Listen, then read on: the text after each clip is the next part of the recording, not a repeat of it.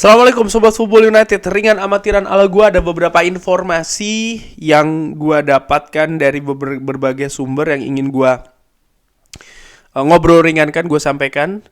Langsung aja dari Center Devils, dari Relevo ini mengabarkan kalau Julen Lopetegui ini disebutkan menjadi salah satu kandidat kuat menggantikan Erik ten Hag ya kalau dia selesai di Manchester United. Dikabarkan kalau Lopetegui ini sangat dikagumi di klub Manchester United. Gua secara ringan amatiran masih belum begitu percaya karena proses apapun yang terkait dengan sepak bola apalagi sporting di Manchester United ini akan lebih mungkin menunggu dulu lah. Jim Ratcliffe beserta dengan timnya masuk baru akan ada perubahan, apakah Julen Lopetegui ataukah tetap Erik ten Hag dan lain-lain. Menurut gua akan menunggu masuknya Sir Jim Ratcliffe. Ya.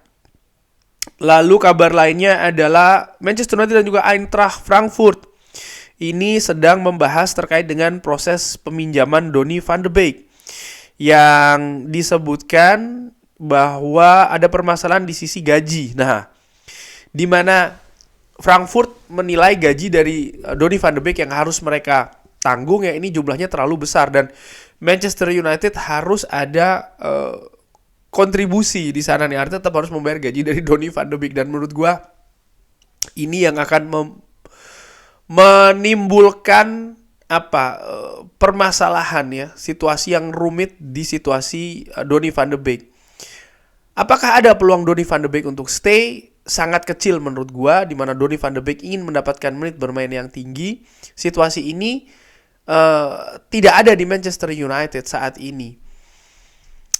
Sementara Erik ten Hag juga sudah menyadari kalau Donny van de Beek ya dia tidak ingin bermain di Manchester United lagi ya kan, dia ingin mencari sesuatu yang berbeda. Namun kalau melihat situasi tipisnya skuad Manchester United ya peluang itu menurut gue tidak 0%, ada tapi tetap kecil gitu. Fabrizio Romano mengabarkan Donny van de Beek hanya tinggal menunggu waktu saja nih untuk cabut dari Manchester United.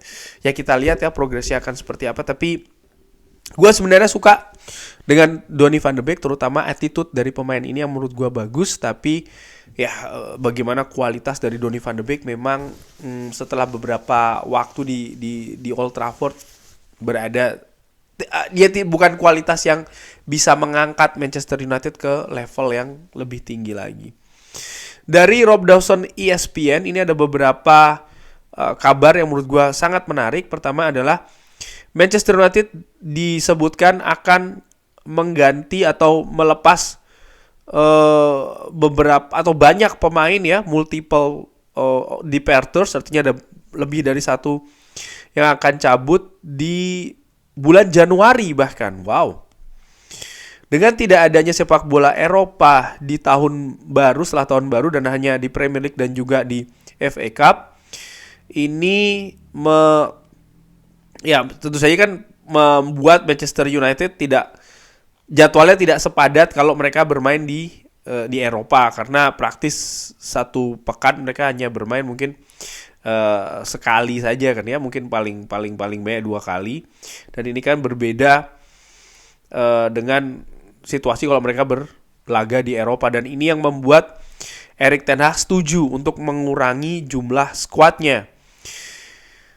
Nama pertama yang disebutkan di ESPN melalui Rob Dawson ini adalah Jadon Sancho yang akan meninggalkan Manchester United di bulan Januari kalau tawaran yang layak diterima ya, masuk akal sih dari sisi bisnis. Pastinya Manchester United akan melihat hal tersebut.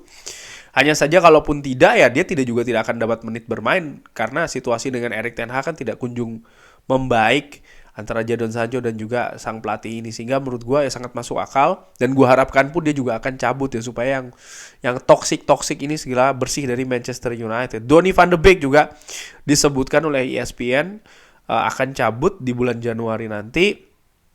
Apakah ke Spanyol atau ke Jerman masih sedang ditunggu prosesnya. Dan yang menarik juga ya, kalau Manchester United disebutkan oleh ESPN ini menunggu tawaran terkait dengan Ravel Varane dan juga Casemiro. Wow. Walaupun ini juga masih menunggu apakah kedua pemain ini ingin cabut atau tidak. Wow. Casemiro terutama karena musim ini baru musim kedua dari pemain ini kan, kapten tim nasional Brazil. Yang menurut gua ya ini menjadi tanda tanya besar karena di musim panas tahun lalu kan Manchester United secara getol ingin mendatangkan Frenkie de Jong.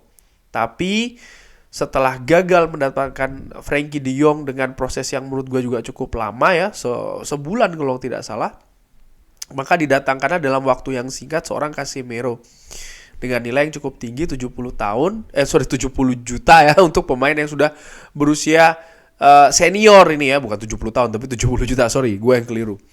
Dan ini kan banyak yang menjadi tanda tanya lah, apakah ini memang yang diinginkan oleh Erik ten Hag atau ini backup plan. Walaupun musim lalu kontribusi dari Casemiro menurut gue cukup bagus, hanya saja musim ini dia masih menemui tantangan yang sangat besar ya untuk memperbaiki penampilannya, paling tidak untuk menyamai apa yang ditunjukkan musim lalu.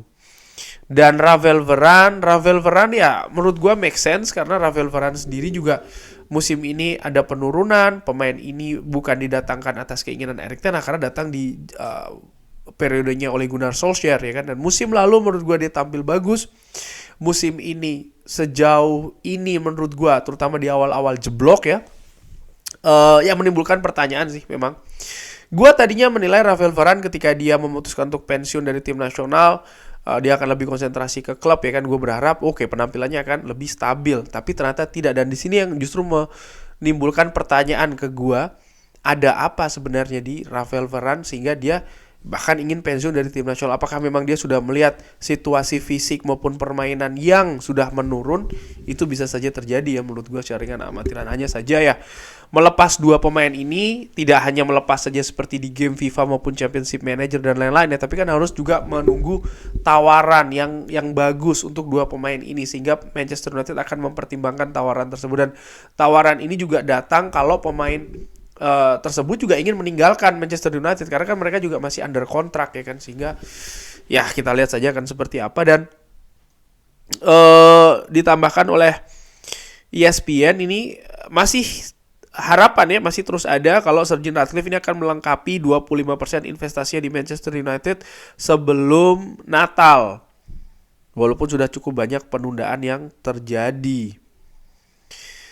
Disebutkan juga ada informasi lain dari Daily Mail kalau Manchester United akan mengganti banyak tim medikalnya ya setelah ada internal review terkait dengan departemen ini yang menurut gue sangat masuk akal karena buruknya situasi fisik di Manchester United. Pemain-pemainnya cukup banyak yang cedera, yang absen dan lain-lain. Ravel Varane disebutkan oleh Laurie Whitwell ini bisa saja akan menjadi free agent di musim panas ini karena kontraknya dia akan selesai di tahun 2024 walaupun ada opsi penambahan 1 tahun lagi, tapi ya akan melihat nih bagaimana masa depan ya rencana terhadap pemain ini. Kalau tidak ada rencana perpanjangan maka dari bulan Januari Ravel Varane sudah bisa berbicara dengan klub lain. Ya menurut gue peluangnya akan sangat besar bagi Ravel Varane ini meninggalkan Manchester United kalau begitu, karena memang disinggung Manchester United kan gue lupa dari Fabrizio Romano kalau tidak salah akan menitik beratkan juga di musim panas tahun depan transfer lini depan dan juga lini belakang. Nah ini menarik ya bagaimana nanti ada perubahan terkait nasib seorang Harry Maguire. Oke, Ravel Varane menurut gue peluangnya akan besar untuk dilepas, tapi bagaimana dengan Harry Maguire? Dengan penampilan bagus yang ditunjukkan musim ini, akankah Harry Maguire tetap berada di Old Trafford musim panas tahun depan atau seperti apa? Ini menurut gue sangat menarik untuk dinantikan. Di samping ya kabar mendatangkan pemain depan kan, siapa lagi yang akan didatangkan karena musim lalu musim jendela transfer yang lalu ini ya, musim panas Manchester United sudah berinvestasi cukup tinggi terhadap seorang Rasmus Højlund, pemain muda yang sekali lagi ketika datang gua sudah sangat menekankan ya, tidak bisa langsung berharap dia akan menjadi mesin gol. Dia masih muda, dia prospek, potensi, tapi bukan untuk sekarang melainkan untuk masa depan. Nah, tapi Manchester United ternyata dengan situasi saat ini mandeknya performa dari Marcus Rashford sebagai mesin gol, mau tidak mau harus berpikir nih siapa yang bisa didatangkan untuk menjadi pelengkap ya ataupun penambah kualitas lini depan. Ditambah juga kabar sebelumnya terkait dengan Anthony Martial yang juga tidak akan diperpanjang kontraknya musim panas tahun depan. Jadi sangat masuk akal kalau demikian ya, akan ada perubahan lagi di lini belakang dan juga lini depan. Ini juga menunjukkan bahwasannya memang proses pembangunan skuad dari Manchester United ini masih terus berjalan. Semoga ini bisa berlanjut dengan positif. Kurang lebih demikian, terima kasih sudah menyaksikan. Jangan lupa like, subscribe. Wassalamualaikum warahmatullahi wabarakatuh.